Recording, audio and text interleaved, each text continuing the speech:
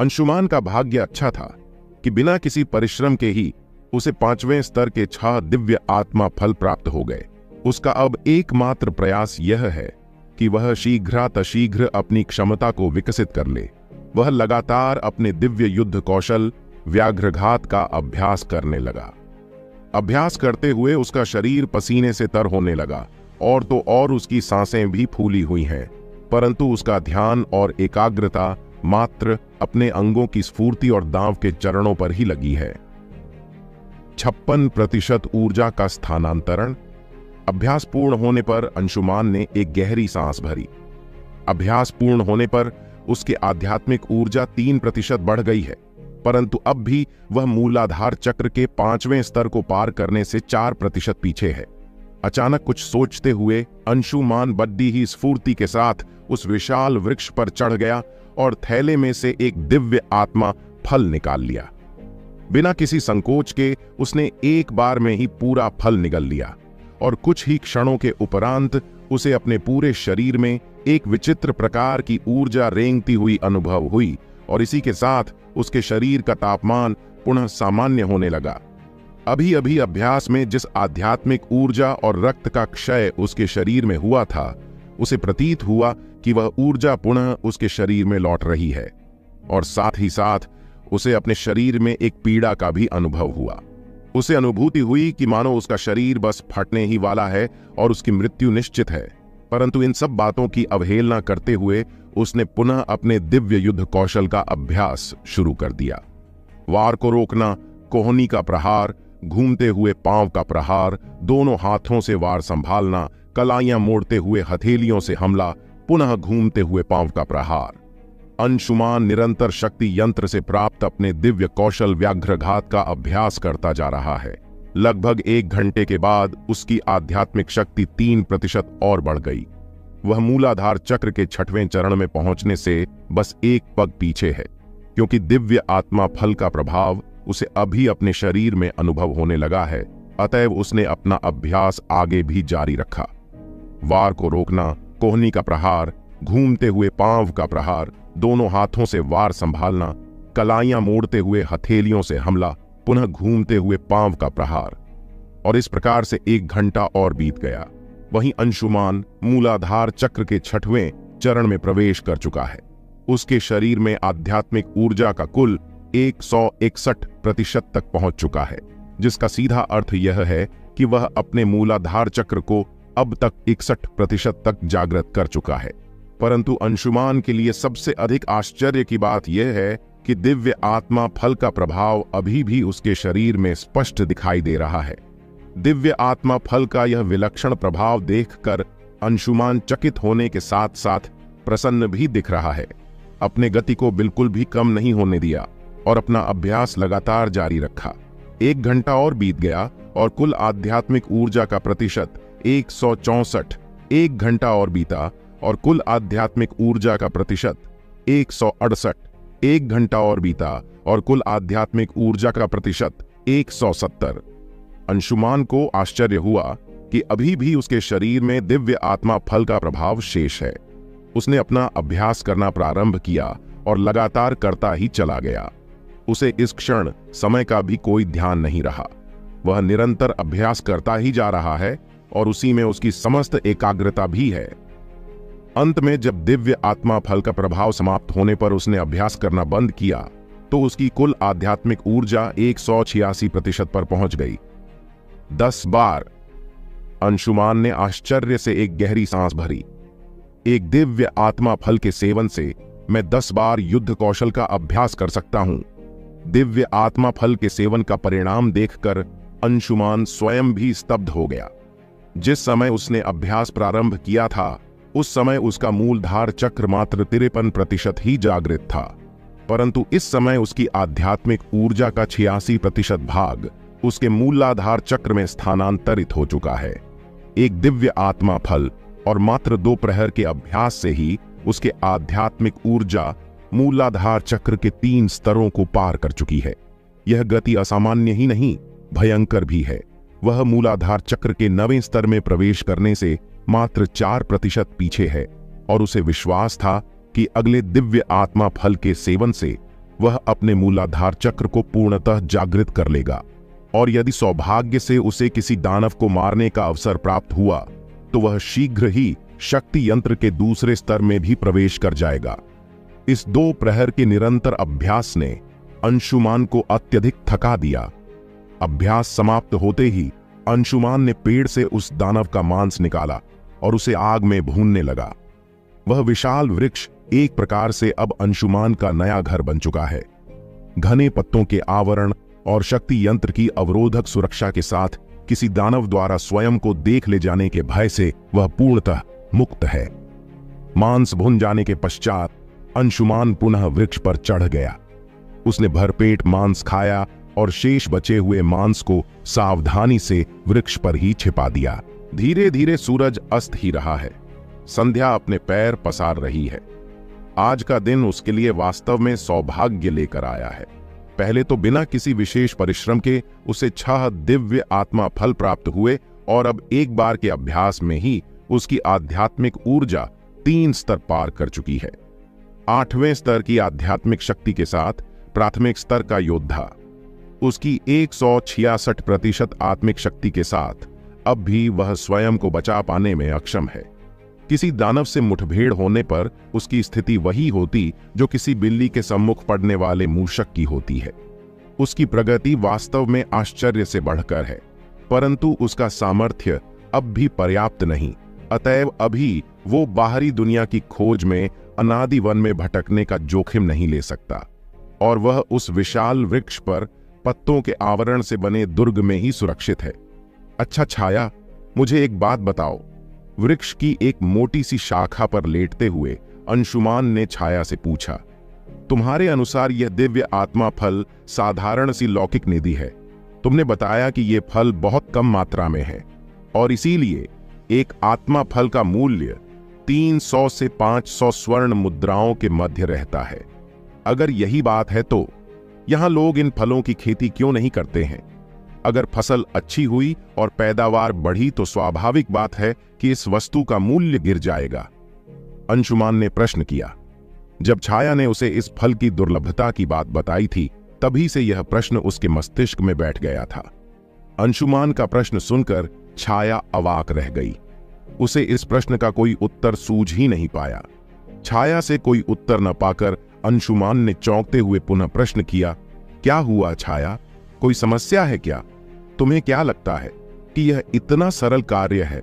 छाया ने कुढ़ते हुए कहा, इस दुनिया में कदाचित तुम प्रथम व्यक्ति हो जो प्रथम स्तर पर ही आध्यात्मिक ऊर्जा के अवरोहण के लिए लौकिक निधियों पर आश्रित है। प्रथम स्तर पर ही अपने आध्यात्मिक ऊर्जा के लिए दिव्य निधियों का प्रयोग करना मूर्खता है। यदि तुम्हारे स्थान पर कोई और व्यक्ति होता तो वह ऐसा साहस कभी नहीं करता। अंशुमान ने मुस्कुराते हुए प्रश्न किया, अर्थात तुम अपरोक्ष रूप से मुझे मूर्ख बता रही हो? नहीं, बल्कि मैं तुम्हें और अन्य लोगों के मध्य का अंतर समझाए रही हूं। छाया ने उत्तर दिया, तुम अन्य लोगों से भिन्न हो। सर्वप्रथम तो तुम्हारी आध्यात्मिक शक्ति की मूल आधार शक्ति 100 है, और तुम दिव्य स्तर के युद्ध कौशल का अभ्यास करते हो, जिससे एक बार के अभ्यास में तुम्हारी आध्यात्मिक ऊर्जा में 3% की अभिवृद्धि होती है।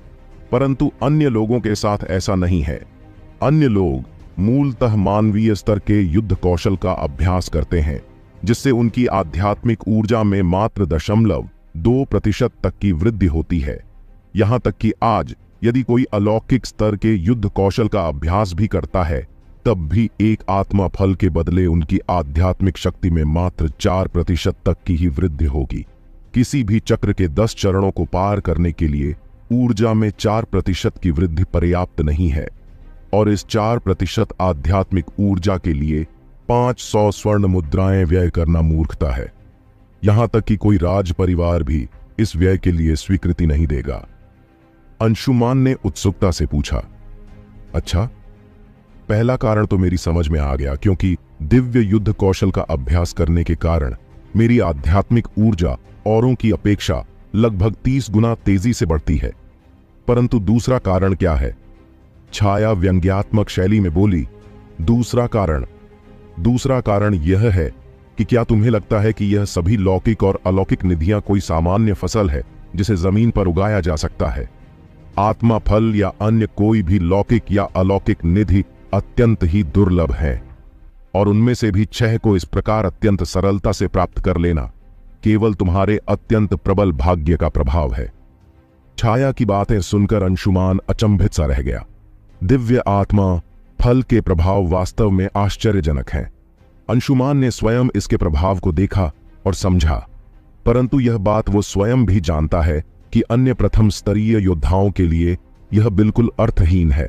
शक्ति यंत्र के कारण वह दिव्य स्तरीय युद्ध कौशल का अभ्यास करता रहा है, अतः उसकी आध्यात्मिक ऊर्जा के अवरोहण की तुलना दूसरे लोगों के साथ करना मूर्खता होती। परंतु इस दूसरे कारण के पता चलने से वह आश्चर्य में पड़ गया। इन चमत्कारी फलों की खेती नहीं की जा सकती है, यह उसके लिए अत्यंत निराशाजनक बात है। अंशुमान ने प्रश्न किया, यदि इन दिव्य फलों की खेती नहीं की जा सकती तो इन्हें प्राप्त करने का कोई अन्य मार्ग तो होगा? अवश्य है। संसार में हर सामग्री को प्राप्त करने के लिए कोई न कोई मार्ग अवश्य होता है, परंतु तुम्हें यह निम्न स्तरीय फल ही क्यों चाहिए? छाया ने पूछा। क्या कहा? यह आत्मिक फल मैं क्यों चाहता हूं? क्या तुम्हें झात नहीं इसी के प्रभाव से मेरी आध्यात्मिक ऊर्जा कितनी तेजी से बढ़ रही है? अंशुमान के स्वर में यह प्रश्न पूछते हुए विस्मय का आधिक्य था। तुम्हें यह बात झात होनी चाहिए कि दिव्य आत्मिक फल एक निम्न स्तरीय लौकिक निधि है। यदि तुम्हें ऐसे दिव्य फल चाहिए तो तुम उच्च स्तर की दिव्य लौकिक और अलौकिक निधियों में रुचि होनी चाहिए। अंशुमान ने चौंकते हुए पूछा, उच्च स्तरीय निधियां? हां, लौकिक और अलौकिक 2 प्रकार की दिव्य निधियां होती हैं, छाया ने अंशुमान को बताया। अलौकिक निधियां, जिन्हें स्वर्गीय सामग्री भी कहा जाता है, स्वर्ग और पृथ्वी की शक्तियों से मिलकर उत्पन्न हुई थीं। उदाहरण के लिए भू केंद्रित आध्यात्मिक तरल, हजारों वर्ष पुरानी सूक्ति, मूल जल, अराजक मृदा, ये सब अलौकिक निधियां हैं। अंशुमान ने पुनः प्रश्न किया, और लौकिक निधियां? छाया ने विस्तार से बताना प्रारंभ किया। लौकिक निधियों में भी स्वर्ग की ऊर्जा का एक अंश होता है, परंतु इसमें मूल रूप से पृथ्वी की ऊर्जा समाहित होती है। इनके विकास के लिए एक विशेष प्रकार की भौगोलिक अवस्था चाहिए होती है। उदाहरण के लिए आत्मा फल एक निम्न स्तरीय दिव्य लौकिक निधि है। स्वर्गीय सामग्री लौकिक निधियों की तुलना में अधिक दुर्लभ और मूल्यवान होती है। छाया की बात सुनकर अंशुमान मौन ही रहा। उसने विचार में लौकिक और अलौकिक निधियां एक ही श्रेणी की होती होंगी, बस उनका स्तर अलग अलग रहता होगा, परंतु दोनों के अस्तित्व बिल्कुल भिन्न है। उस रात इसके बाद अंशुमान ने और कोई बात नहीं की और सो गया। अगले दिन दैनिक कार्यों से निवृत्त होकर अंशुमान ने सबसे पहले भरपेट भोजन किया और फिर अपना युद्ध कौशल विकसित करने लगा। उसके लिए अपनी शक्तियों को बढ़ाना आवश्यक कार्य है। एक अभ्यास सत्र के बाद उसकी कुल आध्यात्मिक ऊर्जा बढ़कर 3% बढ़कर कुल 189% हो गई। मूलाधार चक्र के 9वें स्तर से वह मात्र 1% दूर रह गया। मेरे विचार से तुम्हें इस फल का आधा भाग ही खाना चाहिए। अंशुमान जब आत्मा फल का भक्षण करने ही वाला था, जब छाया की आवाज उसके मस्तिष्क में गूंजा। अंशुमान ने हैरानी से पूछा, क्यों? तुम्हें मूलाधार चक्र को पूर्णतः जागृत करने हेतु 11% ऊर्जा की आवश्यकता है। केवल 4 अभ्यासों से ही तुम्हारा मूलाधार चक्र पूर्णतः जागृत हो जाएगा। उसके बाद निरंतर परिश्रम का भी कोई लाभ नहीं होगा और शेष फल बर्बाद हो जाएगा। छाया ने अंशुमान को इसका लाभ बताया। ठीक है, कहते हुए अंशुमान ने उस फल के 10 टुकड़े कर दिए। यदि 4 अभ्यास उम्र में ही मैं मूलाधार चक्र को पूर्णतः जागृत कर दूंगा तो आधे फल का यह 5वां भाग भी व्यर्थ हो जाएगा, इसलिए अब मैं 4 ही भागों का सेवन करूंगा। अंशुमान मुस्कुराया और 10 में से 4 टुकड़ों का सेवन कर लिया। लगभग 1 प्रहर के अभ्यास में वो अपने मूलाधार चक्र को पूर्णतः जागृत कर लिया। अभ्यास समाप्त होने पर अंशुमान ने छाया से पूछा, अब मुझे क्या करना होगा? छाया ने कहा, पद्मासन लगाकर ध्यान करो। बिना कोई प्रश्न किया अंशुमान ने चुपचाप छाया के निर्देशों का पालन किया और पद्मासन लगाकर बैठ गया। अचानक उसे अनुभव हुआ कि उसके शरीर में स्थित शक्ति यंत्र में कंपन हो रहा है। उसने ध्यान लगाकर शक्ति यंत्र से संपर्क किया तो पाया कि शक्ति यंत्र पर लिखी हुई रक्त सारों की संख्या 99 से 99 हो चुकी है। अंशुमान ने चौंकते हुए पूछा, छाया, यह 10 रक्त सार कहां गए? शक्ति यंत्र के दूसरे चरण को पार करने में व्यय हो गए। अंशुमान ने आश्चर्य के साथ पूछा, तुमने तो कहा था कि दूसरे चरण में प्रवेश करने के लिए आवश्यक रक्त सारों की संख्या 100 है, इसलिए ताकि तुम दूसरे चरण में प्रवेश का हठ न करो। छाया ने उत्तर दिया, असल में दूसरे चरण पर आवश्यक रक्त सारों की संख्या अपने पूर्ववर्ती चरण से 100 गुनी होती है। पहला चरण तुम्हारे 1 बूंद रक्त से खुल गया था, परंतु दूसरे चरण में प्रवेश के लिए 10 रक्त सारों की आवश्यकता थी। जैसे ही छाया ने अपना कथन समाप्त किया, अंशुमान को अपने चारों तरफ एक नीले रंग की पारदर्शी दीवार दिखने लगी। इसके तुरंत बाद ही एक सतरंगी प्रकाश ने अंशुमान के शरीर को घेर लिया। छाया, यह क्या हो रहा है? अंशुमान इस घटना से अचंभित दिखने लगा।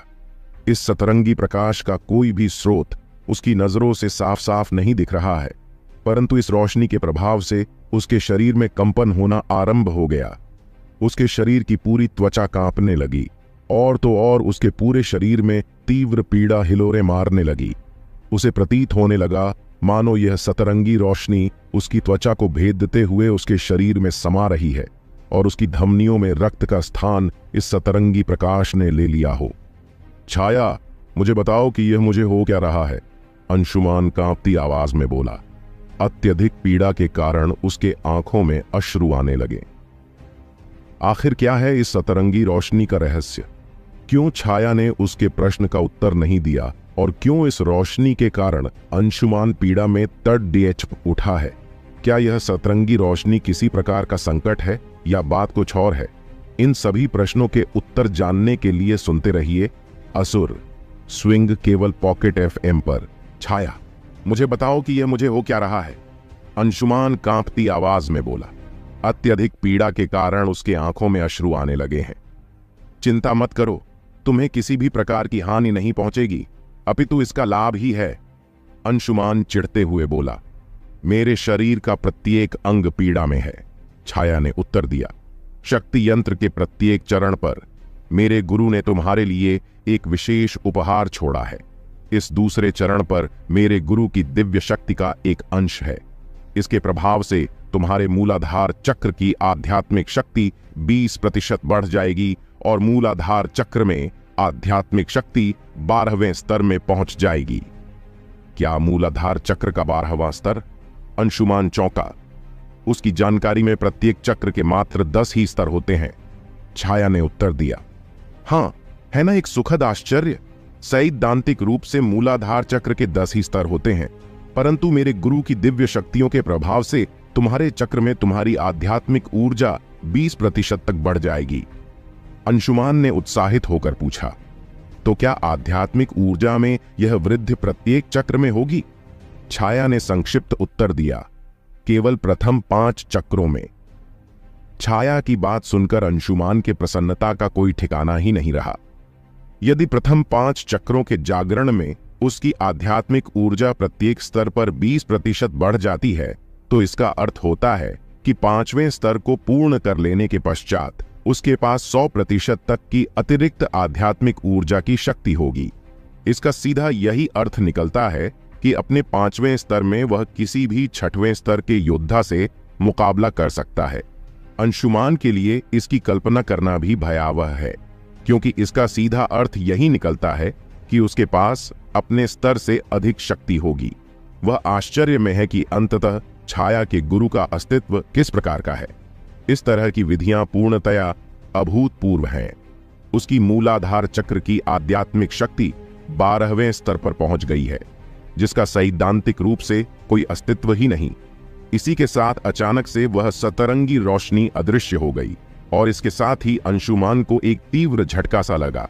उसे लगा अचानक वह गहरी निद्रा में पहुंच गया है और कुछ अपरिचित सी यादें उसके मस्तिष्क में तैरने लगीं। स्मृतियां जो कि बहुत ही गहराई से उसकी चेतना में उकेरी गई थीं। यह दिव्य युद्ध कला का एक और कौशल है। उन्मत्त भैरव, उन्मत्त भैरव। भगवान शंकर का एक रूप, जिनकी इच्छा शक्ति दृढ़ है, सामर्थ्य अतुलनीय है और गति, वो मन की गति से यात्रा करते हैं। वह सदैव उन्मत्त रहते हैं और उनकी उपस्थिति ही शत्रु के मन में भय उत्पन्न कर देती है। छाया ने व्याख्या की। अंशुमान ने चौंकाने वाले स्वर में कहा, इस युद्ध कौशल का बस नाम ही ईश्वर के नाम पर है। मुझे यह बताओ कि क्या तुमने जानबूझकर शक्ति यंत्र के उत्तराधिकारी के रूप में इस मूर्ख अंशुमान को चुना? यह युद्ध कौशल विशेष रूप से मूर्खों के लिए ही तैयार किया गया है। शक्ति यंत्र से उसने जो युद्ध कौशल प्राप्त किया वह बिना दांव या तकनीक का एक युद्ध कौशल कहा जा सकता है। चूंकि अंशुमान पृथ्वी पर मार्शल आर्ट्स का प्रशिक्षण ले चुका था, इसलिए वह जानता था कि इस युद्ध कौशल में किसी भी प्रकार की कोई तकनीक प्रयोग नहीं की गई है। यदि स्पष्ट रूप से कहे तो यह मूर्खों की लड़ाई के समान बात है। छाया ने उत्तर देते हुए कहा, यह मात्र संयोग है। संयोग? अंशुमान को विश्वास नहीं आया, परंतु उसने अपना ध्यान छाया से हटाकर इस नए युद्ध कौशल पर केंद्रित किया, जिसे उन्मत्त भैरव नाम दिया गया था।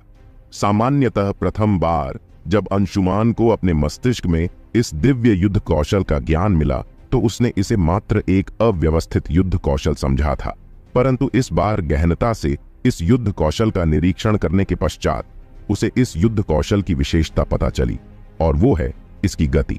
हर युद्ध कौशल को सिद्ध करने के 5 चरण होते हैं: प्रवेश, लघु सफलता, सफलता, बृहद सफलता और अंत में सिद्धहस्त हो जाना। इस कौशल में प्रवेश के साथ ही उपयोगकर्ता की गति 50% तक बढ़ जाती है, जबकि लघु सफलता में 100%, सफलता में 150%, बृहद सफलता में 200% और सिद्धहस्त होने पर उपयोगकर्ता की गति 300% तक बढ़ जाती है। यदि अंशुमान इसके प्रयोग में पूर्णतः सिद्धहस्त हो जाता है तो इसका अर्थ होता कि उसकी गति 400% तक बढ़ जाएगी। इस युद्ध कौशल का परिणाम जानकर अंशुमान आश्चर्यचकित रह गया। आश्चर्य में अंशुमान के मुंह से निकल पड़ा, छाया, यह युद्ध कौशल किस स्तर का है? छाया ने उत्तर दिया, दिव्य स्तर का। अंशुमान चकित रह गया, एक और दिव्य स्तर का युद्ध कौशल?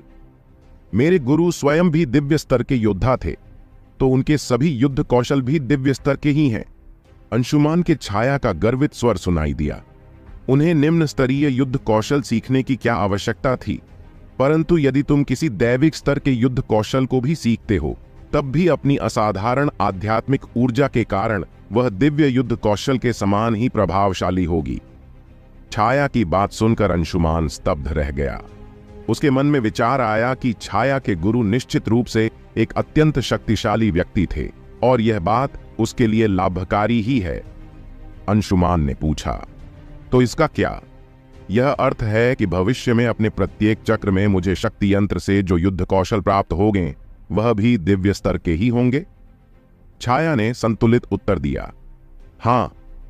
छाया से इस संभावना की पुष्टि होते ही अंशुमान का हृदय बहुत ही तेजी के साथ हिंसक रूप से धड़कने लगा।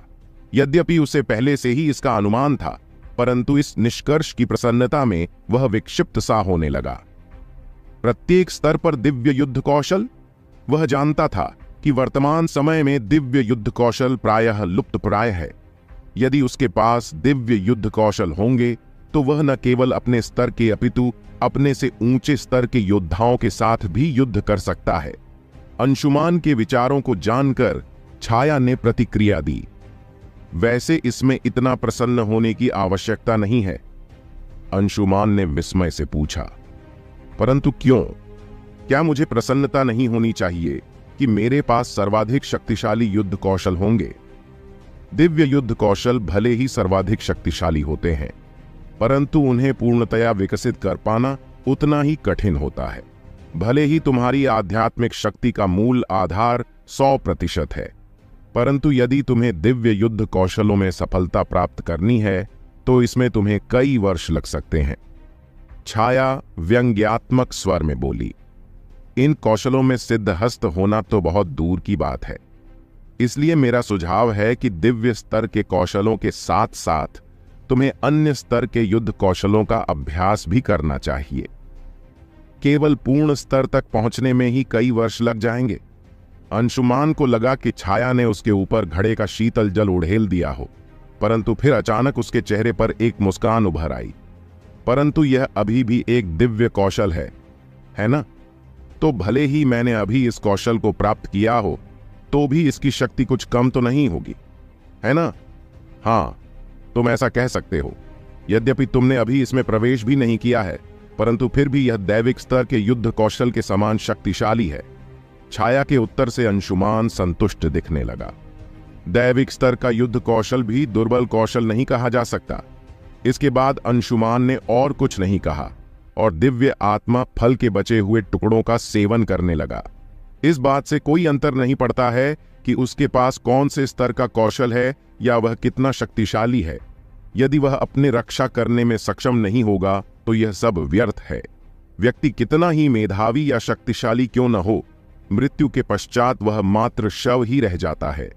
छाया के अनुमान के अनुसार ही एक बार काट दिए जाने के पश्चात आत्मा फल का एक अंश व्यर्थ हो गया था।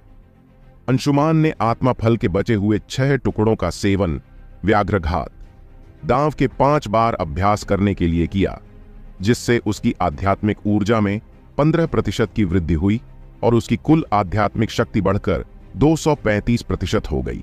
इसके बाद अंशुमान ने 2 प्रहर उन्मत्त भैरव युद्ध कौशल का अभ्यास किया, परंतु इस दांव को विकसित करने में असमर्थ रहा।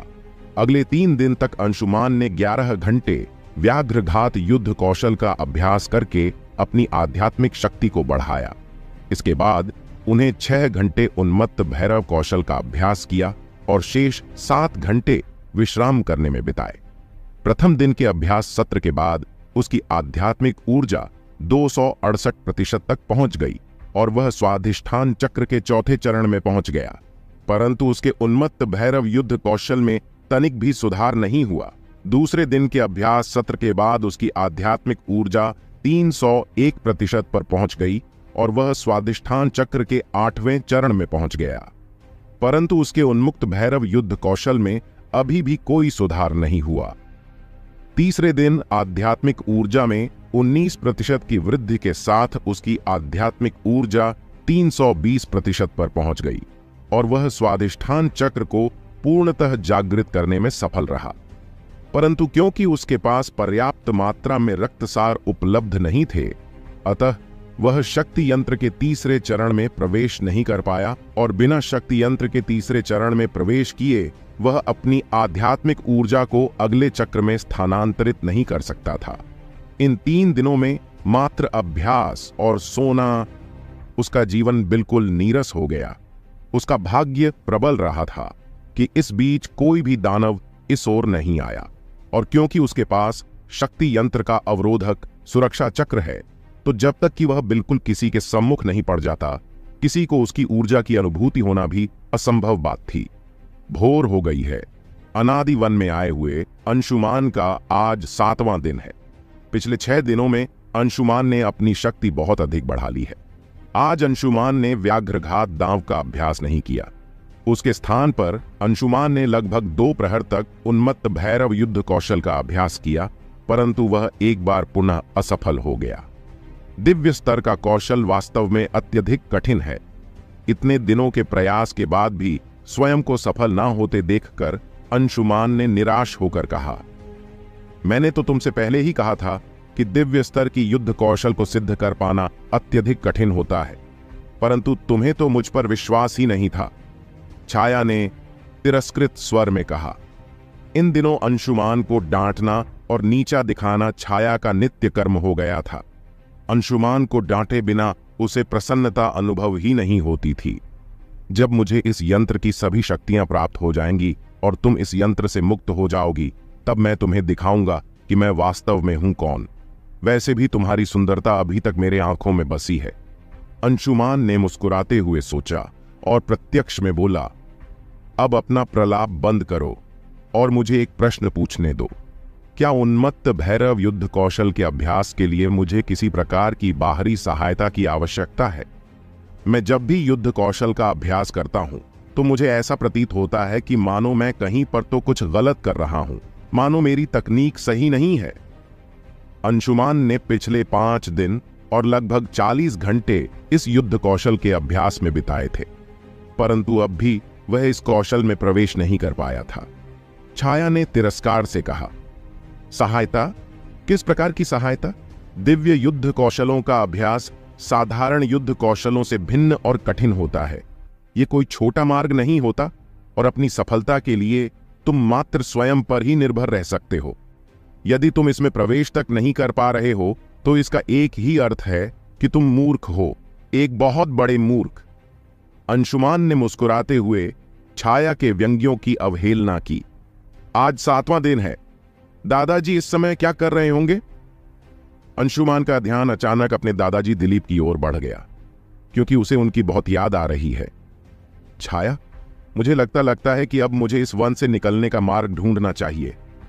अंशुमान ने गहन अनादि वन को देखते हुए गंभीर स्वर में कहा। ऐसा करना अंशुमान की विवशता है। वह स्वादिष्ठान चक्र को पूर्णतः जागृत कर चुका है और अपनी आध्यात्मिक ऊर्जा को आगे बढ़ाने के लिए उसे 1000 रक्त सारों की आवश्यकता है। तीसरे स्तर के दानव को मारने पर उसे कुल 100 रक्त सार प्राप्त हुए थे, जिनमें से 10 का उपयोग वह शक्ति यंत्र के दूसरे चरण में प्रवेश करने के लिए कर चुका था, तथा कुछ रक्तसार दूसरे आध्यात्मिक चक्र के जागरण तथा सुरक्षा अवरोध स्थापित करने में व्यय हो गए थे। उसके पास इस समय मात्र 59 रक्तसार बचे हैं, जो अपर्याप्त हैं। उसे 1000 रक्तसारों की आवश्यकता है। वह जानता था कि तीसरे स्तर के दानव से वो जीत नहीं पाएगा, इसीलिए आवश्यक रक्तसार प्राप्त करने का एक ही मार्ग है कि वह तीसरे स्तर के दानवों के क्षेत्र से निकलकर दूसरे स्तर के दानवों के क्षेत्र में पहुंच जाए। उसे विश्वास था कि यदि वह सुरक्षित दूसरे स्तर के दानवों के क्षेत्र में पहुंच जाएगा तो अपनी वर्तमान क्षमता के साथ आसानी से दूसरे स्तर के दानवों को मार सकता है। अंशुमान अपना निर्णय ले चुका है, अतएव उसने सोच विचार में और समय नष्ट नहीं किया। वह तुरंत वृक्ष पर चढ़ा और अपने लिए कुछ सूखा भोजन और पानी उतार लाया। अंशुमान स्वयं से बड़बड़ाया, एक बार यदि सुरक्षित द्वितीय स्तर के दानवों के क्षेत्र में प्रवेश कर गया तो अपनी वर्तमान क्षमता के साथ मुझे अपनी रक्षा करने में कोई कठिनता नहीं होनी चाहिए। हे भोलेनाथ, मेरी रक्षा करना। अंशुमान ने मन ही मन ईश्वर को याद किया और एक तरफ बढ़ गया। अभी उसने कुछ ही कदम बढ़ाए हैं कि उसे जंगल में गहराइयों में हलचल का अनुभव हुआ, क्योंकि उस समय पूरा अनादि वन गड़गड़ाहट की ध्वनि से कांपता जा रहा है। यह कैसी विचित्र घटना है। अंशुमान स्तब्ध रह गया है। सहज ही उसकी दृष्टि अनादि वन की गहराइयों की ओर मुड़ गई। वो गड़गड़ाहट की ध्वनि निरंतर पास आती जा रही है। ऐसा लग रहा है मानो कोई भूचाल आ गया हो। धरती और भी भयंकर तरीके से कांपती जा रही है। आसपास के पेड़ पौधे भी कांप रहे हैं। इसके साथ ही दिल को कंपा देने वाली एक भयंकर गर्जना से आकाश गूंज उठा। यह एक नहीं, कई पशुओं का सम्मिलित स्वर है। दानव पशुओं का झुंड इसी ओर आ रहा है। यह दानव पशु विक्षिप्त हो चुके हैं। भागो! उसके कानों में मानवीय स्वर सुनाई पड़ा। अंशुमान का हृदय भय से कांप उठा। दानव पशु, वो भी इतनी अधिक संख्या में! भागो! अंशुमान के मन में एक ही विचार आया, क्या होगा इस कहानी में आगे? आखिर क्यों दानव पशु इतने क्रोध में और इतनी बड़ी संख्या में इस ओर आ रहे हैं? क्या अनादि वन के दानवों को अंशुमान की उपस्थिति का आभास हो गया है? क्या अंशुमान दानवों की इस सेना से बच पाने में सक्षम होगा? दैत्य और दानव पशुओं का झुंड इसी ओर आ रहा है। यह दानव पशु विक्षिप्त हो चुके हैं। भागो! अंशुमान के कानों में एक मानवीय स्वर पड़ा। निःसंदेह यह एक मानव स्वर है जो कदाचित अनादि वन के क्षेत्र में घुस आया है। दानव पशु, वो भी इतनी अधिक संख्या में! अंशुमान का हृदय भय से कांप उठा। भागो! अंशुमान के मन में एक ही विचार आया, परंतु वह भागता कहां? अपनी वर्तमान क्षमता के साथ वह जानता था कि वह इन दानवों से तेज नहीं भाग सकता है। इस समय न केवल तीसरे स्तर के दानव अपितु चौथे, पांचवें, छठवें, सातवें और यहां तक कि 8वें स्तर तक के दानव योद्धा भी अनादि वन की गहराइयों से निकलते हुए इस ओर आ रहे हैं। क्या वह उनसे अधिक तीव्र गति से दौड़ सकता है? क्या उसे भागना चाहिए? क्योंकि आसपास के क्षेत्र में अनगिनत तीसरे स्तर के दानव विचर रहे होंगे। मुझे शीघ्रतापूर्वक किसी वृक्ष पर चढ़ना होगा। एक ही क्षण में अंशुमान ने त्वरित निर्णय लिया। चूंकि वह इस स्थिति से बिना किसी प्रयत्न के बच नहीं सकता है, अतएव अब उसके पास एक ही मार्ग बचा है, और वो है किसी सुरक्षित ओट में छिप जाना। छाया, सुरक्षा अवरोध लगाओ, अभी इसी क्षण।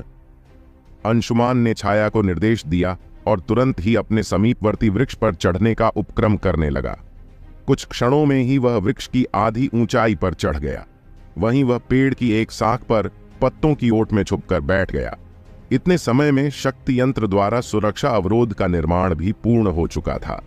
अब जब तक कि वह स्वयं किसी दानव के सम्मुख नहीं पड़ जाता, किसी को उसके आध्यात्मिक ऊर्जा का आभास भी नहीं हो सकता। अंशुमान ने एक गहरी सांस छोड़ी और पत्तियों के पीछे से अनादि वन की गहराइयों की ओर देखने लगा। अनादि वन की अनंत गहराइयों से गड़गड़ाहट की ध्वनि निरंतर पास आती हुई प्रतीत होती जा रही है। कुछ क्षण बाद अंशुमान ने जो दृश्य देखा, उससे उसकी आत्मा तक कांपने उठी। भय के कारण पसीने की कुछ बूंदें उसके माथे पर उभर आईं। सभी दानव पशु द्रुत गति से अनादि वन की बाहरी परिधि की ओर दौड़ते जा रहे हैं। उनकी संख्या हजारों में है और ऐसा प्रतीत हो रहा था कि मानो अनादि वन में दानवों की बाढ़ आ गई हो। उस दानवी सेना के पद चापों से धरती थर्राने लगी।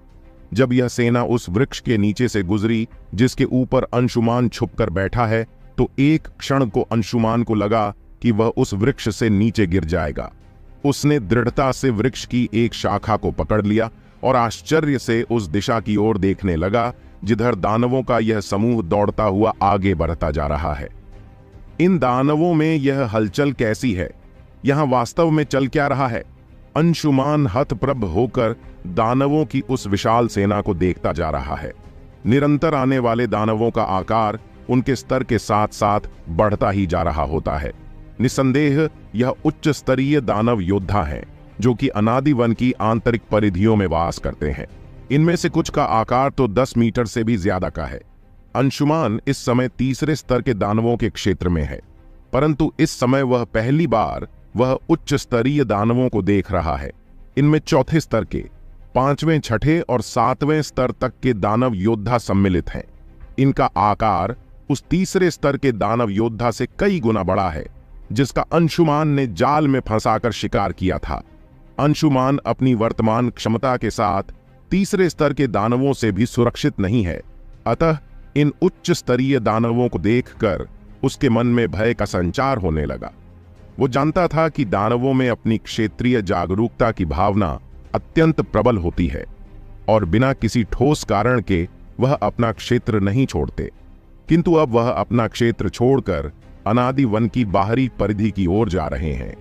अंशुमान को इसका कारण समझ में नहीं आ रहा था। उसके मुख पर असमंजस के भाव तैर रहे थे। अंशुमान ने सोचा, अंततः ऐसा क्या हो गया जिसने इन दानवों को इतना विचलित कर दिया? कहीं दादाजी को आभास तो नहीं हो गया कि मैं अनादि वन में फंसा हूं और उन्होंने इन दानवों पर आक्रमण कर दिया हो?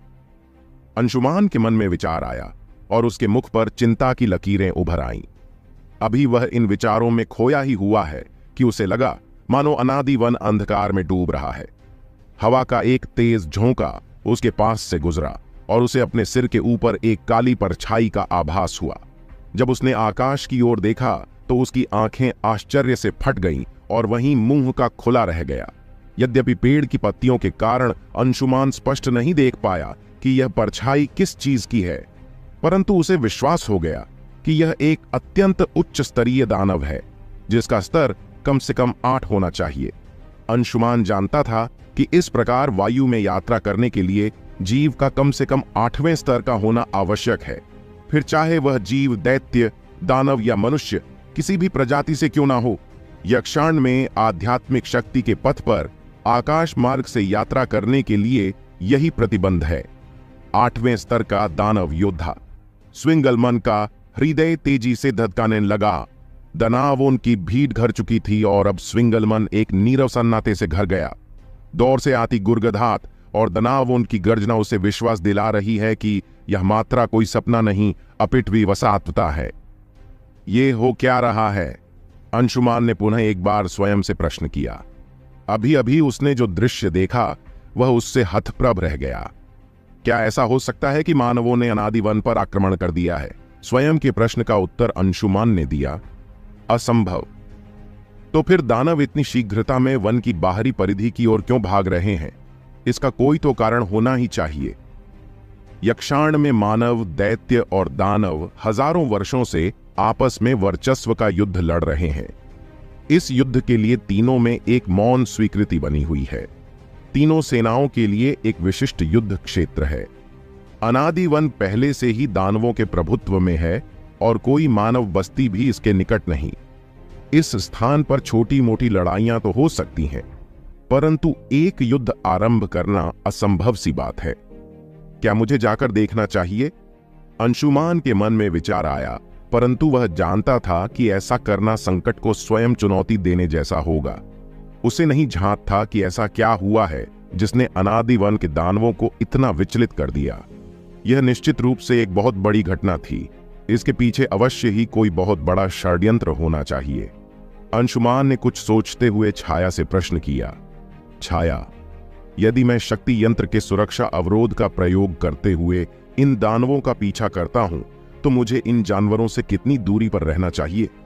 छाया ने उत्तर दिया, शक्ति यंत्र द्वारा सुरक्षा अवरोध स्थापित कर लेने पर यह आपकी धड़कन, श्वास और आपकी आध्यात्मिक ऊर्जा को एक आवरण में ढक देता है। अतः जब तक कोई आपको प्रत्यक्ष रूप से न देख ले या आप स्वयं कोई आवाज न निकालें, तब तक किसी को भी तुम्हारी उपस्थिति का अनुमान नहीं लगा सकता। अंशुमान ने कहा, उचित है, तुम निरंतर इस सुरक्षा अवरोध को बनाए रखना। मैं इन दानवों के पीछे जा रहा हूं। छाया ने चिंतित स्वर में कहा, क्या तुमको वास्तव में ऐसा करने की आवश्यकता है? मुझे लगता है कि तुम्हें विचार करने की आवश्यकता है। तुम्हारी वर्तमान क्षमता के साथ इनमें से कोई भी दानव तुम्हारा अंत कर सकता है। अंशुमान ने चिढ़ते हुए पूछा, क्या पता यह दानव क्या कर रहे हैं? इतनी बड़ी दानवों की सेना देखकर भी तुम्हें यही लगता है कि मैं यहां पर सुरक्षित रहूंगा? अंशुमान अपना निर्णय ले चुका था। वह चुपके से उनका पीछा करेगा और पता लगाएगा कि अंततः ऐसा क्या हुआ जिसने अनादि वन में इतनी हलचल उत्पन्न कर दी। वह जानता था कि भाग्य भी मात्र साहसी का ही साथ देता है। इस पर छाया ने भी कोई विशेष प्रतिवाद नहीं किया। अनादि वन की बाहरी सीमा पर इस समय हजारों की संख्या में दानव योद्धा एकत्र हो चुके हैं। वहीं दानवों की सेना का कोई भी आदि या अंत दिखाई नहीं दे रहा। उन्होंने बड़ी ही दृढ़ता के साथ अनादि वन में प्रवेश करने वाले सभी मार्गों को दृढ़ता से अवरुद्ध कर रखा है। प्राथमिक स्तर, द्वितीय स्तर के और तीसरे स्तर के दानव योद्धाओं के अतिरिक्त चौथे, पांचवें स्तर और छठवें स्तर के भी अनगिनत योद्धा उनके साथ खड़े हैं। वही स्थिति सातवें स्तर के दानव योद्धाओं की भी है। यह सब वहां हजारों की संख्या में उपस्थित हैं। उन सब से अलग 7 अत्यंत विशालकाय दानव योद्धा आकाश में खड़े हैं। उनमें से प्रत्येक का शरीर लगभग 20 मीटर लंबा है, जबकि उनके नायक का शरीर लगभग 25 मीटर तक लंबा है। उसके शरीर के चारों तरफ विकसित आभा को देखकर ऐसा लग रहा है कि मानो वह अपने आसपास की समस्त जगह को कुचलने वाला हो।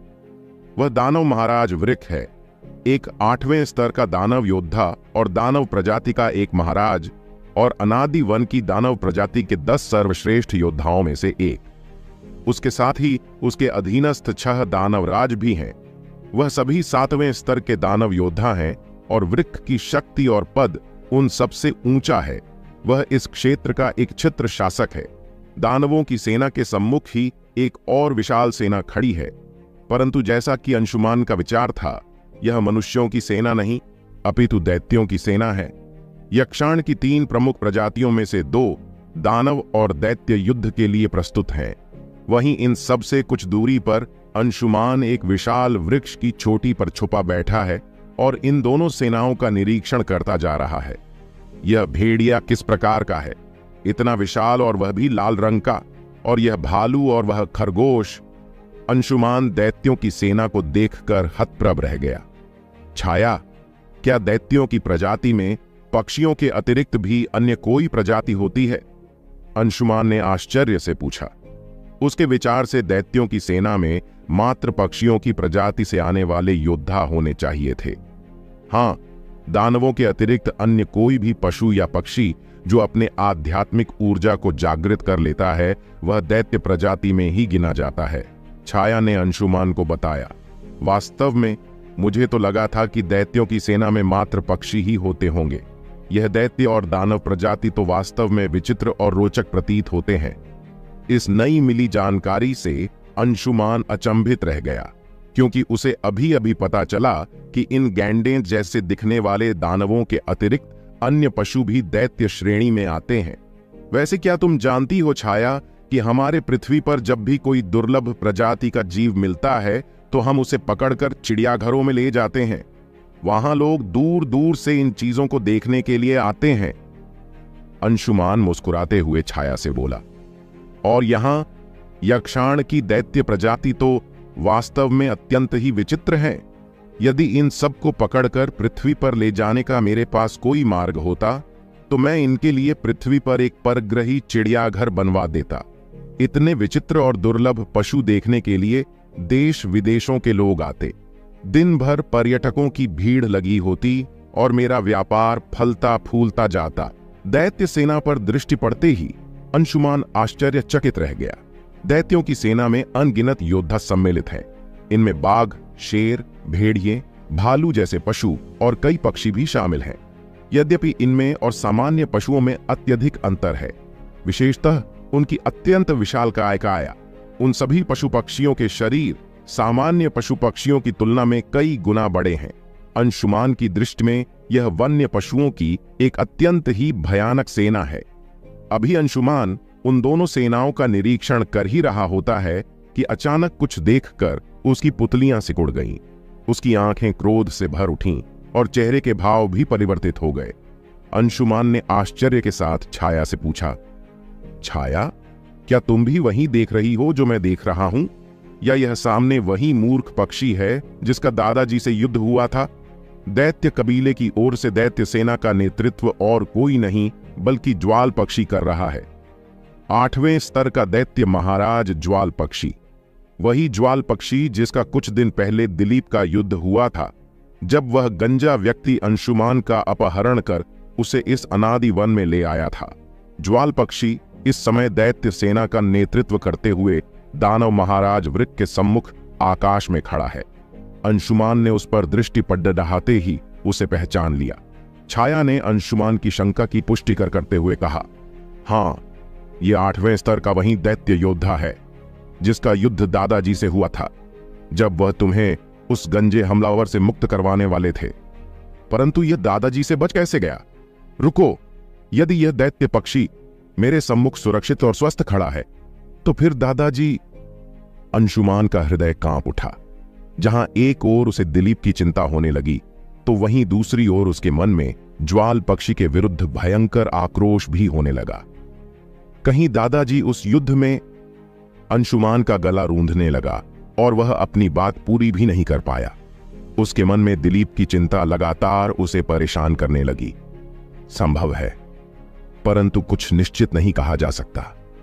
छाया अंशुमान को उत्तर देते हुए बोली, यह भी हो सकता है कि उन दोनों में से कोई एक युद्ध छोड़कर भाग गया हो। तुम इतनी सरलता से निष्कर्ष पर छलांग नहीं लगा सकते। मैं इस दुष्ट दैत्य को जीवित नहीं छोड़ूंगा। आज इसकी मृत्यु मेरे हाथों निश्चित है। अंशुमान क्रोध में दांत पीसते हुए बोला और वृक्ष से नीचे उतरने का प्रयास करने लगा। रुको, मेरी बात सुनो। छाया अंशुमान को डांटते हुए बोली, तुम्हें क्या लगता है कि तुम इतनी सरलता से उस दैत्य का वध कर दोगे? कदाचित तुम भूल रहे हो कि वह 8वें स्तर का दैत्य योद्धा है और तुम अभी मात्र दूसरे स्तर में हो। तुम उसे तो कोई हानि नहीं पहुंचा सकते, अपितु जैसे ही इन दैत्यों और दानवों की दृष्टि तुम पर पड़ेगी उसी क्षण तुम्हारी मृत्यु निश्चित है। इस अधम पक्षी ने दादाजी को। तुम बात को समझने का प्रयास क्यों नहीं कर रहे हो? यदि इस क्षण तुम बाहर निकले तो यह तुम्हारी बहुत बड़ी मूर्खता होगी। छाया अंशुमान को समझाते हुए बोली, यदि तुम्हें उससे प्रतिशोध लेना भी है तो तुम्हें उचित समय की प्रतीक्षा करनी ही होगी, अन्यथा तुम स्वयं के भी प्राण गंवा दोगे। और फिर इस बात का क्या प्रमाण है कि इसने दादाजी की हत्या कर ही दी है।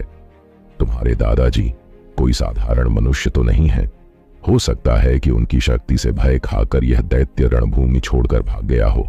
इसीलिए मेरा परामर्श मानो और सही समय आने की प्रतीक्षा करो। हम इस समय अनादिवन की बाहरी सीमा पर ही हैं। एक बार यह युद्ध टल जाए तो तुम बड़ी ही सरलता से वज्रगिरी लौट सकते हो। एक बार अपनी क्षमता को विकसित करने के पश्चात तुम उससे युद्ध कर लेना। उससे पूर्व उसे युद्ध की चुनौती देना तुम्हारी मूर्खता के अतिरिक्त और कुछ भी नहीं। अतएव इस क्षण तुम्हारी प्राथमिकता सुरक्षित इस वन से बाहर निकलने की होनी चाहिए।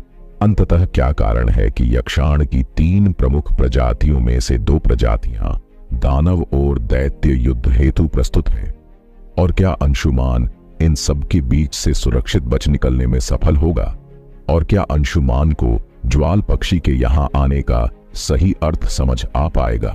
दैत्य महाराज ज्वाल, क्या मैं जान सकता हूं तुम दैत्यों की विशाल सेना लेकर अनादिवन में क्यों आए हैं? इस तरह सेना लेकर अनादिवन को घेरने के पीछे तुम्हारा मूल उद्देश्य क्या है? क्या तुम युद्ध शुरू करना चाहते हैं? क्या आप तीनों प्रजातियों के मध्य हुई संधि को भंग करना चाहते हैं? यदि ऐसा है तो एक बात तुम्हें स्मरण दिला दूं कि अनादिवन दानवी प्रभु के प्रभुत्व क्षेत्र में आता है। इस पर आक्रमण करने का अर्थ होगा दानवी प्रभु पर आक्रमण। क्या तुम इसके परिणामों को भुगतने के लिए तैयार हैं? दानव महाराज वृक दैत्य महाराज ज्वाल पक्षी को देखकर उग्र स्वर में चिल्लाया। ज्वाल पक्षी ने मुस्कुराते हुए कहा, क्या कहा? दानवी प्रभु, यदि ऐसा है तो शीघ्रता करो और उन्हें शीघ्र ही यहां आने का आमंत्रण दो। यह मेरे लिए भी अच्छा ही होगा। मैं चाहता हूं कि मेरा न्याय वह स्वयं करें। ज्वाल पक्षी की बात सुनकर दानव महाराज वृक्ष स्तब्ध रह गया। तुम्हारे कहने का तात्पर्य क्या है? तुम मुझसे जानना चाहते हो कि मेरे कहने का तात्पर्य क्या है? क्या तुम्हें नहीं झांत कि मैं किस उपलक्ष्य में बात कर रहा हूं? ज्वाल पक्षी क्रोध में बोला, 1 सप्ताह पूर्व मैं यहां तुमसे 9वें स्तर की लौकिक निधि का अनुरोध करने आया था। यदि तुम मुझे वह निधि नहीं देना चाहते थे तो कोई बात नहीं थी, परंतु कहते कहते ज्वाल पक्षी ने अपनी मुट्ठियां भींच लीं और दांत पीसते हुए आगे बोला, परंतु तुमने मेरी हत्या करने हेतु एक 9वें स्तर के मानव योद्धा को भेजा। यदि मैं अपने प्राण लेकर वहां से भागने की शीघ्रता नहीं करता तो उस मानव योद्धा के हाथों क्रूर मृत्यु को प्राप्त हो जाता। तुम एक दानव महाराज हो वृक, अनादिवन के 10 सर्वश्रेष्ठ योद्धाओं में से एक। तुम एक मानव योद्धा के साथ मिलकर मेरी हत्या करने का षड्यंत्र करोगे। मुझे तुमसे ऐसे कुकृत्य की आशा भी नहीं थी। अब तुम ही बताओ, यदि दानव प्रभु को इस प्रकरण की सूचना मिली तो वह इसे आक्रमण मानेंगे या फिर मेरी न्याय के लिए गुहार? ज्वाल पक्षी की बातें सुनकर वृक उग्र होकर बोला, अपना अनर्गल प्रलाप बंद करो। मैंने किसी मानव योद्धा को तुम्हारी हत्या करने के लिए नहीं भेजा था। अनर्गल प्रलाप? ज्वाल पक्षी क्रोध में दांत पीसते हुए बोला, यदि तुमने उसे नहीं भेजा था तो यह क्या है? यह तुम्हारे षड्यंत्र के विरुद्ध एक ठोस साक्ष्य है। ज्वाल पक्षी ने अपना पंख सामने करते हुए वृक्ष से कहा, यदि तुमने उसे नहीं भेजा था तो अनायास इस छोटे से नगर में 9वें स्तर का एक मानव योद्धा कैसे प्रकट हो गया? क्यों उसने अकारण मुझ पर आक्रमण कर दिया? क्या उसे ऐसा करने के लिए कोई कारण नहीं चाहिए था? ज्वाल पक्षी की बातें सुनकर वृक्ष स्तब्ध रह गया। उसने ज्वाल पक्षी पर एक गहरी दृष्टि डाली, क्योंकि इस समय उसका एक पंख वास्तव में कुछ विचित्र सा प्रतीत हो रहा है। या यह कहा जा सकता है कि इस समय ज्वाल पक्षी मात्र अपने दूसरे पंख के सहारे ही उड़ रहा है। वृक्ष चौंक उठा और क्रोधित होकर बोला, यदि 9वें स्तर के किसी योद्धा ने तुम पर आक्रमण किया भी था तो मुझे वास्तव में आश्चर्य है कि तुम अभी तक जीवित हो। यह मत कहना कि तुम 8वें स्तर के योद्धा होकर एक 9वें स्तर के योद्धा को चकमा देने में सफल रहे। इसके अतिरिक्त क्या तुम्हें लगता है कि मैं अपना क्षेत्र छोड़कर अनादि वन से बाहर किसी मानव योद्धा की सहायता लेने जाऊंगा? और यदि मैं ऐसा करता भी हूं तो वह मानव योद्धा मेरी सहायता क्यों करेगा? यदि तुम अब भी दानव प्रभु के पास न्याय की गुहार लगाना चाहते हो तो आओ, देखते हैं कि दानव प्रभु तुम पर विश्वास करते हैं या मुझ पर। वृक्ष की बातें सुनकर ज्वाल पक्षी क्रोध में उन्मत्त हो गया। उसने स्वयं ही आध्यात्मिक शक्ति के लोभ में दिलीप पर आक्रमण किया था और उस युद्ध में बुरी तरह से घायल हो गया था। वह जानता था कि उसकी बात पर विश्वास नहीं करेगा कि एक नवें स्तर के योद्धा ने उस पर आक्रमण किया और वह बचकर निकल भागा। वह और अधिक समय व्यर्थ नहीं करना चाहता था। अतः क्रोध में दांत पीसते हुए वृक्ष से बोला, दानव महाराज वृक्ष, दानव प्रभु विश्वास करें या न करें, परंतु मुझे पूर्ण विश्वास है कि तुमने ही उस मानव योद्धा को मेरे पीछे भेजा था। उस युद्ध में मेरा एक पंख गंभीर रूप से घायल हो गया है। अतः यदि तुम मुझे शांतिपूर्वक 2 नवें स्तर की लौकिक निधियां प्रदान करते हो तो मैं सहज ही यहां से अपनी सेना लेकर चला जाऊंगा, परंतु यदि नहीं तो यह युद्ध होना अवश्यम भावी है। तुम्हें इस अनादि वन से कोई साधारण औषधि भी प्राप्त नहीं होगी। दानव महाराज वृक्ष क्रोध से गरजते हुए बोला, तुम्हें क्या लगता है, क्या नवें स्तर की लौकिक निधि खेतों में उगाई जाने वाली कोई साधारण फसल है कि जो तुम मांगोगे और मैं तुम्हें दे दूंगा? जितनी शीघ्र तुम अपने इस भ्रांति को दूर कर लोगे, तुम्हारे लिए उतना ही श्रेयस्कर होगा। साधारण फसल? दानव महाराज वृक्ष की बातें सुनकर ज्वाल पक्षी का क्रोध अपने चरम पर पहुंच गया, परंतु अपने क्रोध को दबाकर वह वृक्ष से बोला, उचित है। यदि तुम कहते हो कि तुमने उस मानव योद्धा को मेरे पीछे नहीं भेजा था तो मैं तुम्हारी बात मान लेता हूं। यद्यपि मुझे पूर्ण विश्वास है कि यह तुम्हारा ही षड्यंत्र था, परंतु मैं तुमसे अब उस अतिरिक्त लौकिक निधि की मांग नहीं करूंगा। तुम मुझे बस एक नवें स्तर की लौकिक निधि प्रदान करो और मैं यहां से चला जाऊंगा। 1 सप्ताह पहले ज्वाल पक्षी वृक्ष से नवीन स्तर की एक लौकिक निधि का अनुरोध करने के लिए अनादि वन में आया था। इस प्रकार वह अपनी आध्यात्मिक शक्ति को नवें स्तर पर ले जाकर दैत्य सम्राट का पद प्राप्त कर लेना चाहता था, क्योंकि नवें स्तर की लौकिक निधि का प्रयोग करके ज्वाल पक्षी की आध्यात्मिक शक्ति की नवें चरण में पहुंचने की प्रबल संभावनाएं थीं। किंतु अब दिलीप द्वारा उसके पंख को तोड़ दिए जाने के पश्चात यह मात्र उसके घाव का उपचार भर ही सकता था। अतः अब मात्र एक लौकिक निधि उसके लिए पर्याप्त नहीं रही और इसीलिए उसने दानव महाराज वृक्ष से 2 अलौकिक निधियों की मांग रखी है। परंतु दानव महाराज वृक्ष ने उसकी इस मांग को अस्वीकार कर दिया।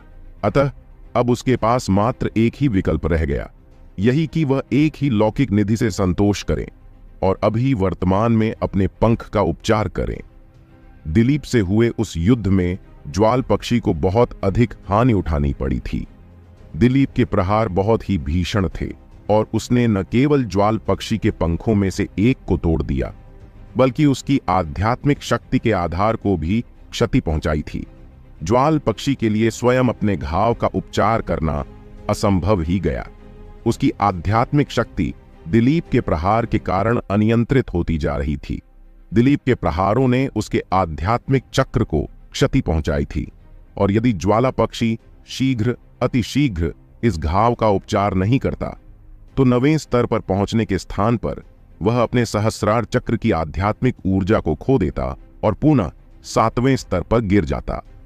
इस समय ज्वाल पक्षी के लिए उचित यही है कि वह किसी भी तरह दानव महाराज वृक्ष से किसी भी भांति कम से कम एक लौकिक निधि प्राप्त कर लें, ताकि वह कम से कम अपने ऊर्जा चक्र की मरम्मत कर सके।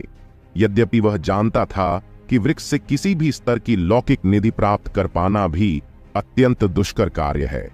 यदि अपने प्राण नहीं गंवाना चाहते हो तो अभी इसी क्षण अनादिवन की परिधि से बाहर निकल जाओ। उसकी आशा के विपरीत दानव महाराज वृक्ष ने उसकी मांग को अस्वीकार करते हुए क्रुद्ध स्वर में कहा, न 1 सप्ताह पहले, न ही आज और न ही भविष्य में कभी मैं तुम्हें कोई भी लौकिक निधि नहीं प्रदान करने वाला हूं। परंतु यदि तुम्हें इसकी इतनी ही लालसा है तो एक बार अनादि वन के मेरे साथियों से उनके विचार जान लो। यदि उनमें से कोई भी तुम्हें यह निधि प्रदान करने की स्वीकृति देता है तो मैं सहर्ष तुम्हें वह लौकिक निधि दे दूंगा। प्राचीन वन में भी ऐसे कुछ ही स्थान हैं जहां पर लौकिक निधियां उत्पन्न होती हैं। वैसे भी लौकिक निधियां जितने उच्च स्तर की होती हैं वह उतनी ही अधिक दुर्लभ भी होती हैं और नवें स्तर की लौकिक निधि तो विशेषतः सर्वोच्च स्तर की लौकिक निधियों में गिनी जाती है। संपूर्ण अनादि वन में उनकी संख्या बहुत ही कम है। जो कि स्वयं दानवों के लिए भी पर्याप्त नहीं पड़ती। ऐसी स्थिति में वृक इन्हें किसी और को कैसे दे सकता है? विशेष रूप से दैत्य महाराज ज्वाल पक्षी को तो वह यह निधियां कभी नहीं देने वाला। ज्वाल पक्षी एक प्रकार से उन्हें अपनी शक्ति का भय दिखाकर यह लौकिक निधियां प्राप्त करना चाहता था, और दानव महाराज वृक यह कैसे स्वीकार कर लेता? वह अनादि वन के 10 सर्वश्रेष्ठ योद्धा में से एक है। वह किसी से भयभीत होकर अपनी लौकिक निधियां उसे कैसे प्रदान कर सकता है? उसके लिए वास्तव में ये एक लज्जा का विषय है। चले जाओ, चले जाओ, चले जाओ। दानव महाराज वृक के चुप होते ही उसके अधीनस्थ खड़े अन्य सभी दानव योद्धा ज्वाल पक्षी पर गरजने लगे, जिससे ज्वाल पक्षी का मुखमंडल धूमिल हो गया। तो क्या तुमने यह सुनिश्चित कर लिया है कि तुम मुझे यह लौकिक निधि नहीं देने वाले हो? ज्वाल पक्षी कुटिलता से मुस्कुराया। 9वें स्तर की लौकिक निधि चाहिए? स्वप्न देखते रहो। दानव महाराज वृक ने व्यंग्य किया। मुझे विवश मत करो, अन्यथा मेरे क्रोध की ज्वाला में जलकर भस्म हो जाओगे। ज्वाल पक्षी के क्रोध की ज्वाला भभक उठी। उसने क्रुद्ध स्वर में दानव महाराज वृक से कहा, वृकासुर, यदि तुम स्वेच्छा से वह 9वें स्तर की लौकिक निधि मुझे नहीं देते हो तो मैं उसे तुमसे छीन कर प्राप्त कर लूंगा, परंतु मैं इस अनादि वन से रिक्त हाथ लौटने वाला नहीं हूं। अतएव तुम्हारे लिए यही श्रेयस्कर होगा कि स्वेच्छा से वह 9वें स्तर की लौकिक निधि मुझे अर्पित कर दो। तुम में इतना साहस है? दानव महाराज वृक गर्जा। अभी तुमने मेरे साहस और मेरी शक्ति का अनुमान पाया ही कहां है? दैत्य महाराज ज्वाल पक्षी ने क्रोध में व्यंग्य किया और अपनी दैत्य सेना को आक्रमण का आदेश दे दिया। आक्रमण? दैत्य महाराज! ज्वाल पक्षी का आदेश सुनते ही उसके योद्धाओं ने उग्र गर्जना की। उन्हें आक्रमण का आदेश मिल चुका है, अतः बिना किसी संकोच के उन्होंने अपने सामने खड़ी दानव सेना पर आक्रमण कर दिया। ज्वालासुर, धिक्कार है तुम्हारी शक्ति और तुम्हारी नीतियों पर। तुम महाराज कहलाए जाने के योग्य ही नहीं हो, तुम मात्र एक लुटेरे हो। दानव महाराज वृक की मुखमुद्रा बदल गई और वह अपनी सेना को संबोधित करते हुए बोला, उन्हें रोको। जो कोई भी हमारे क्षेत्र में अनाधिकार प्रवेश करने की चेष्टा करेगा उसका अंत कर दो। वृक इस समय अत्यधिक क्रोध में है। प्रथम बार शत्रु की इतनी विशाल सेना ने अनादिवन की सीमा का अतिक्रमण करने की चेष्टा की थी। दानव महाराज वृक की दृष्टि में ज्वाल पक्षी एक विक्षिप्त से बढ़कर कुछ नहीं, और ये दैत्य पशु मात्र लुटेरों का एक झुंड है। दानव महाराज वृक का आदेश मिलते ही दोनों की सेना भी आगे बढ़ चली और दैत्यों की सेना से भिड़ गई। कुछ ही दूरी पर एक वृक्ष की चोटी में पत्तियों की ओट छुपे अंशुमान ने अपने सामने का दृश्य देखकर एक गहरी आह भरी। यद्यपि वह अतीत में पृथ्वी पर एक अत्यंत महत्वाकांक्षी व्यक्ति था और उसने अंडरवर्ल्ड की दुनिया में बहुत संघर्ष भी किया था, परंतु उसने अपने सामने लाखों सैनिकों का इतना अराजक और रक्त रंजित युद्ध कभी नहीं देखा। इस रक्तिम संघर्ष ने उज्ज्वल पक्षी के विरुद्ध उसकी हिंसा और क्रोध को भड़का दिया। उसकी दृष्टि अंतरिक्ष से युद्ध का निरीक्षण करते हुए ज्वाल पक्षी पर ठहर गई है। ज्वाल पक्षी और दानव महाराज वृक की बातों से उसे यह तो स्पष्ट हो गया कि ज्वाल पक्षी दिलीप को कोई हानि नहीं पहुंचा पाया था, वरन उसके भय से स्वयं रणभूमि छोड़कर भाग आया था। अंशुमान ने छाया से प्रश्न किया, मुझे सदा से ही आभास कि दादाजी एक अत्यंत उच्च स्तर के योद्धा हैं, परंतु यह नहीं पता था कि उन्होंने अपनी वास्तविक क्षमता को दबा कर रखा हुआ है। छाया, क्या वास्तव में ऐसा संभव हो सकता है व्यक्ति अपनी वास्तविक क्षमता को छुपा ले?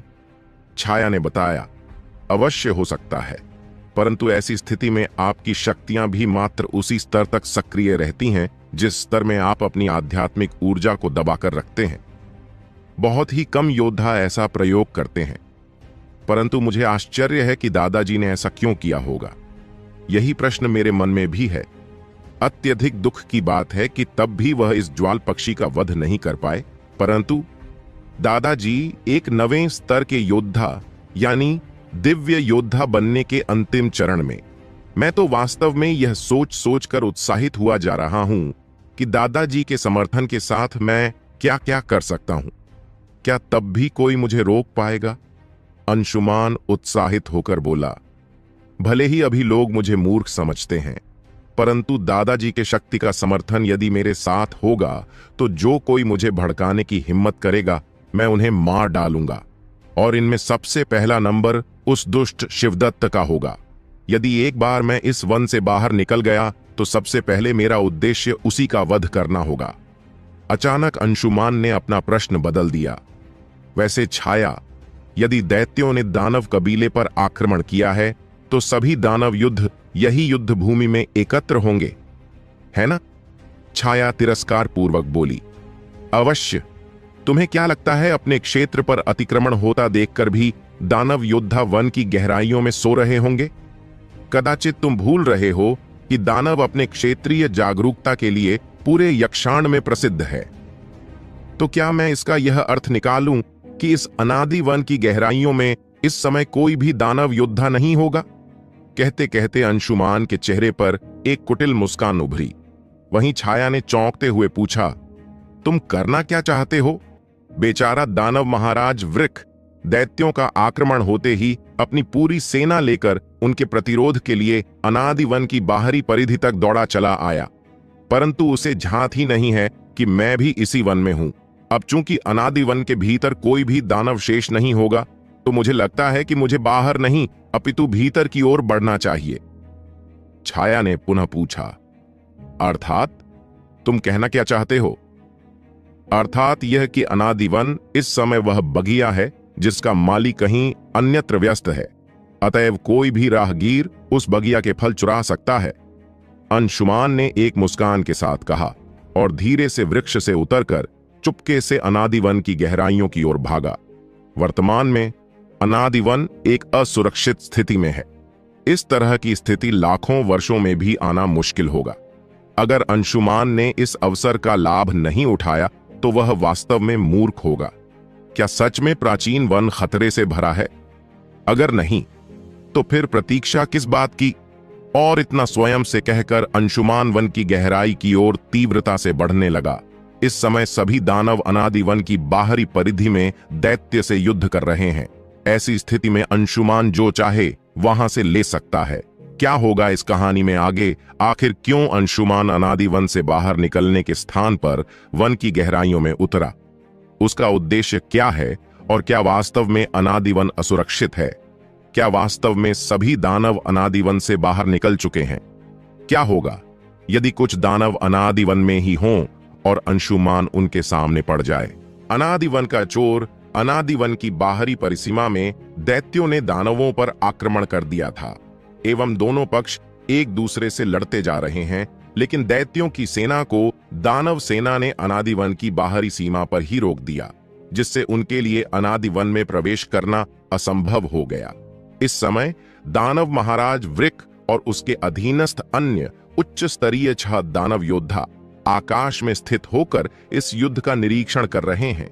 अभी उन्होंने युद्ध में पदार्पण नहीं किया है। ऐसा नहीं है कि वे लड़ना नहीं चाहते, लेकिन वे ऐसा नहीं कर सकते हैं। यदि दैत्यों और दानवों के 2 उच्च स्तरीय समूह लड़े तो इस बात की प्रबल संभावना है कि मानवों को इससे लाभ होगा। विशेष रूप से ज्वाल पक्षी ने कोई चाल चलने का साहस नहीं किया। एक तो पहले ही दिलीप से हुए युद्ध में उसकी शक्ति का बहुत ह्रास हो चुका था और अब वह अनादि वन में युद्ध के लिए चढ़ दौड़ा। स्वाभाविक रूप से वह यह युद्ध नहीं चाहता। यह आक्रमण मात्र लौकिक निधियां प्राप्त करने के लिए है, परंतु यदि उसने अधिक उपद्रव मचाया तो यह निश्चित ही दानव प्रभु को उत्तेजित कर देगा, और ज्वाल पक्षी यह नहीं चाहता। इससे यह होता कि दानव प्रभु के सम्मुख उसका पक्ष कमजोर पड़ जाता और दानव प्रभु के समक्ष वह न्याय प्रार्थी नहीं अपितु एक अतिक्रमणकारी सिद्ध हो जाता। वहीं दूसरी ओर अनादि वन के भीतर अंशुमान अपनी सर्वोच्च गति से अनादि वन की गहराइयों की ओर बढ़ता जा रहा है। उसके मन में मात्र यही विचार है कि काश ईश्वर ने उसे और भी अधिक गति दी होती। उसके विचार में ईश्वर उसे पंख दे देता तो और भी अच्छा रहता। वह तीव्र गति से उड़ते हुए प्राचीन वन की गहराइयों की ओर और भी अधिक तेजी से बढ़ पाता। संपूर्ण अनादि वन दानवों के प्रभुत्व क्षेत्र में आता है और स्वाभाविक रूप से इसके अंतर्गत आने वाले कई प्राचीन वन भी उनके प्रभुत्व में ही हैं। अनादि वन अनेकों लौकिक निधियों का गढ़ है और वन की गहराई में उतरने पर उन लौकिक निधियों का स्तर भी बढ़ता जाता है। इससे पूर्व संपूर्ण अनादि वन में हर ओर दानवों का पहरा रहा करता था, परंतु अब परिस्थितियां भिन्न हो गई हैं। अनादि वन के दानव वन की बाहरी सीमा पर दैत्यों के साथ युद्ध में संलग्न हैं, अतः वन का आंतरिक भाग सुरक्षा विहीन हो गया था। अंशुमान अपनी पूरी गति का प्रयोग करते हुए अनादि वन की गहराइयों में उतरता ही चला जा रहा है। इस समय उसका एकमात्र लक्ष्य अनादि वन की गहराई में स्थित उच्च श्रेणी, यहां तक कि शीर्ष श्रेणी के प्राचीन वन है। वह जानता था कि एक अकेले 9वें स्तर की लौकिक निधि का मूल्य संभवतः दर्जनों 8वें स्तर की लौकिक निधियों के समान है। फिर भी जब भी मार्ग में उसे कोई लौकिक निधि दिखाई पड़ती तो वह उसके स्तर पर ध्यान दिए बिना अपने साथ ले जाता। उसने उनकी तरफ देखा तक नहीं। वह एक लुटेरे की तरह था जो किसी गांव में प्रवेश कर गया था और जो कुछ भी उसके हाथ लगता वह उसे लूट लेता। अंशुमान अचानक रुक गया और मार्ग पर बैठकर गहरी गहरी सांसें भरने लगा।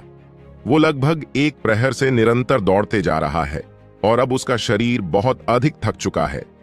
ऐसा नहीं है कि और आगे बढ़ने की उसकी इच्छा नहीं है, परंतु वह वास्तव में विवश है, क्योंकि निरंतर 1 प्रहर तक दौड़ते रहना भी कोई साधारण बात नहीं थी। अंशुमान को इस समय विश्राम की अत्यधिक आवश्यकता है। उसके पांव लगातार कांप रहे हैं और तो और उसे उनकी उपस्थिति का अनुभव भी नहीं हो रहा। अचानक अंशुमान ठहाका लगाकर हंस पड़ा। हाँ, मुझसे अधिक समृद्धशाली व्यक्ति शायद ही कोई यक्षण में होगा। मेरे पास अत्यधिक मात्रा में लौकिक निधियां हैं और इन सब के लिए मुझे उस मूर्ख ज्वाल पक्षी का आभारी होना चाहिए। इस समय अंशुमान के कपड़ों के दोनों ओर की जेबें निकली हुई हैं। उनमें से प्रत्येक में एक उग्र लाल लावा फल मौजूद है। यह लावा फल भी आत्मा फल की प्रजाति का ही है, परंतु इसका स्तर पिछले आत्मा फल की तुलना में बड़ा है। सभी लौकिक निधियां अलग अलग स्तर के होते हैं और बढ़ते स्तर के साथ साथ उनकी शक्ति और प्रभाव का स्तर भी बढ़ता ही जाता है। इस समय उसके पास अनेकों लौकिक निधियां एकत्रित हो चुकी हैं। उसके पास कुछ लावा फल भी हैं जिनका स्तर उन पिछले आत्मा फलों की तुलना में अधिक है जो उसे अंकित और कुलदीप के पास से प्राप्त हुए थे। वह आत्मा फल मात्र 5वें स्तर का है, जबकि लावा फल 6वें स्तर की लौकिक निधि है और इसका प्रभाव निश्चित रूप से उसकी तुलना में अधिक प्रभावशाली होगा। अंशुमान के कमर बंद पर चमचमाती पारदर्शी, क्रिस्टल या रंग बिरंगी ठोस पारदर्शी एवं अनेकों आध्यात्मिक जड़ी बूटियों के गुच्छे लटक रहे हैं।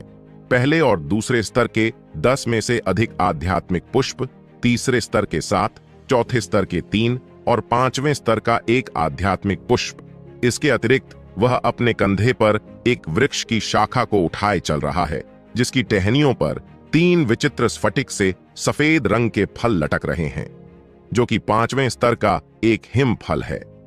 वैसे देखा जाए तो आध्यात्मिक पुष्प आध्यात्मिक फलों की अपेक्षा अधिक मूल्यवान और प्रभावशाली होते हैं। किसी समान स्तर के आध्यात्मिक फल और पुष्पों में पुष्पों की गुणवत्ता ही श्रेष्ठ समझी जाती है। इसके अनुसार अंशुमान का भाग्य वास्तव में प्रबल समझा जा सकता है। जहां अन्य लोगों का अनादि वन में प्रवेश करना भी लगभग असंभव है, वहीं अंशुमान दानवों के क्षेत्र में घुसकर उनकी लौकिक निधियों के आध्यात्मिक औषध भंडार को लूटता जा रहा है। वहीं उसने न केवल 5 आत्मा फलों का सेवन कर लिया था, अपितु अनेकों बहुमूल्य लौकिक निधियां भी चुरा ली थीं। 5वें, 6वें और 7वें स्तर को पार करते हुए वह 8वें स्तर की ओर बढ़ने लगा। वह पूरे रास्ते लगातार दौड़ता रहा है और किसी लौकिक निधि पर दृष्टि पड़ने पर उसे उठाने के अतिरिक्त और कहीं पर भी नहीं रुकता। समय बचाने के लिए उसने एक निम्न स्तर की लौकिक निधि का सेवन कर लिया था, जिससे कि उसके शरीर में रक्त और आध्यात्मिक ऊर्जा का अधिक क्षय न हो। इसमें कोई संदेह नहीं था कि लौकिक निधियों को प्राप्त करने के लालच में वह विक्षिप्त हो चुका है। यद्यपि उसके द्वारा किए गए परिश्रम के बदले में मिलने वाले पारितोषिक का मूल्य इससे कहीं गुना अधिक है। अंततः वह पहले से ही प्राचीन वन में गहराई तक प्रवेश कर चुका है और यहां मिलने वाली लौकिक निधियां कम से कम 5 या उससे ऊपर के स्तर के हैं। उनमें से कोई भी लौकिक निधि पहली या दूसरे स्तर के योद्धाओं के लिए अतुलनीय हैं। यह एक ऐसा अवसर है जिसे गंवाया नहीं जा सकता, क्योंकि 100 वर्षों में भी ऐसा अवसर दोबारा मिलना कठिन है। इसलिए अंशुमान एक क्षण भी व्यर्थ नहीं करना चाहता था। 5वें स्तर के 3 पूंछ वाली माया पंछी का पंख, 5वें स्तर की रक्त संचरण जड़ी, हा, 6वें स्तर का गरुड़ हृदय रेशा, 7वें स्तर की 8 पंखुड़ियों वाला अमर गुलाब, 8वें स्तर की लौकिक निधि, आत्मा रक्षक फल। इस समय अंशुमान एक लुटेरे में बदल चुका था। अनादि वन की सीमा पर बाहर दैत्य और दानव कबीला रक्त रंजित संघर्ष करते जा रहे हैं और उसने सीधे दानवों के दुर्ग पर ही छापा मारा दिया है। वहीं कुछ प्रहर कर बिटने के साथ आसमान में अंधेरा छा गया और रात्रि का अंधकार एक बार पुनः अनादि वन को अपने आंचल में ले समेटने लगा। अंशुमान को इस बात का भी अनुमान नहीं रहा कि उसे इस वन में कितने दिन बीत चुके हैं, और इस बात का उससे कोई लेना देना नहीं है और न ही उस पर इस बात का कोई प्रभाव पड़ने वाला है। इस समय वह दौड़ने के अलावा सभी प्रकार के उच्च श्रेणी की लौकिक निधियों को एकत्र करता जा रहा है। वह खाली हाथ कैसे लौट सकता है? क्या विश्राम के लिए भी नहीं? विश्राम के लिए ऐसा स्वर्णिम अवसर खोना क्या मूर्खता नहीं होती? दूसरे स्तर के योद्धा के लिए अनादि वन में प्रवेश करना ही बहुत बड़ी उपलब्धि है, और वो अनादि वन के सबसे संकटपूर्ण क्षेत्र में लौकिक निधियां चुरा रहा है।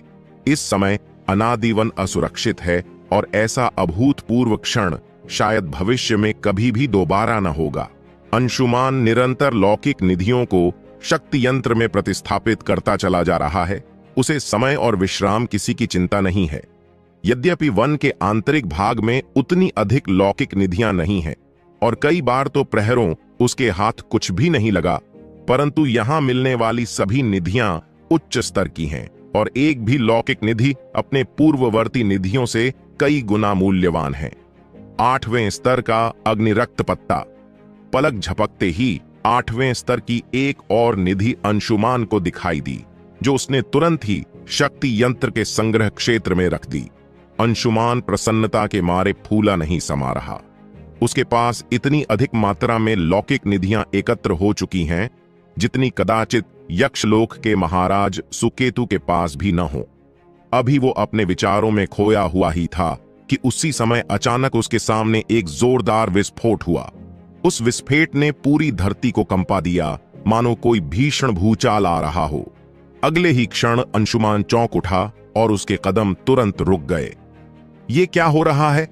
आश्चर्य से अंशुमान ने उस दिशा में देखा और आश्चर्य तथा भय से उसका मुंह खुला का खुला ही रह गया।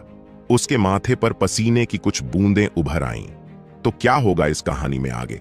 आखिर कैसा है ये विस्फोट इस अनादि वन में? क्या कोई उच्च स्तर का दैत्य पशु अनादि वन की गहराई में रह गया था, या उससे भी कोई भारी मुसीबत आन पद्दी है अंशुमान के मार्ग में? ऐसा क्या देखा अंशुमान ने जिसे देखकर उसका मुंह आश्चर्य से खुला का खुला रह गया?